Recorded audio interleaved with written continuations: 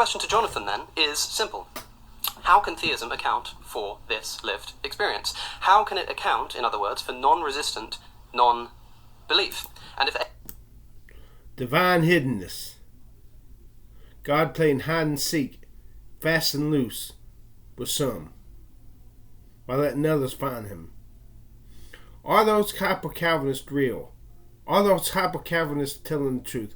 When they say God elects some people for damnation, from doom from the womb to the tomb, and there ain't nothing they can do, no matter how much they beg God, ask God to save them, God's not going to save them. Are they, after hearing this, you have to wonder if those hyper-Calvinists are not true. And if atheism, and doesn't atheism, offer a better explanation at the very least? Am I a non-resistant non-believer?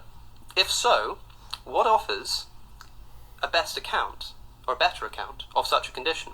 A universe in which there is a loving God who does want to be my friend, but is for some reason refusing, or hiding, or toying with me? Or a universe without one? Or is there no such thing as a non-resistant non-believer, which is the only remaining option? Do we all secretly resist in some way or other?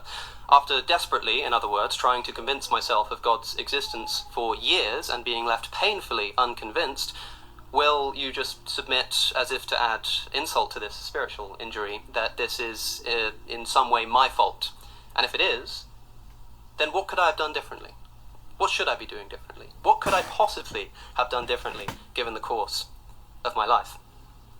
Now, assume for a moment, ladies and gentlemen, the alternative hypothesis of naturalism, of atheism, and ask if it provides a good account of non-resistant non-belief.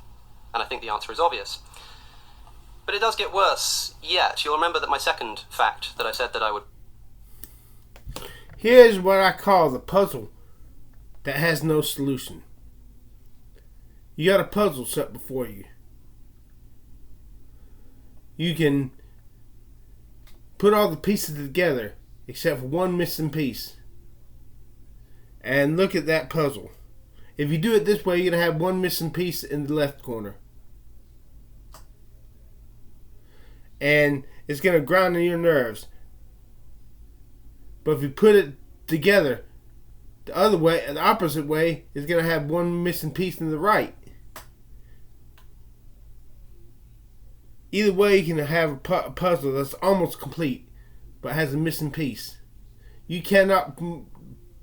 There's no such thing as a big picture without a missing piece. It makes sense. If there's no God, and the atheist viewpoint is true, only what you can see, if the atheistic viewpoint is true, why in the hell are we here? How in the hell did we get here? If there's no God, there has to be something responsible for this universe, if not pantheism.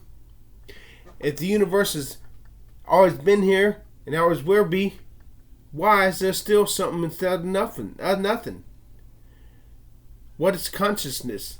Not even Stephen Hawking could have answered these questions satisfactorily in such a way that in such a way that would have been brilliantly true, unclichable, undebatable, irrefutable. There's no such thing. And for this I say, God, I curse you. I curse you. I curse you. You son of a bitch.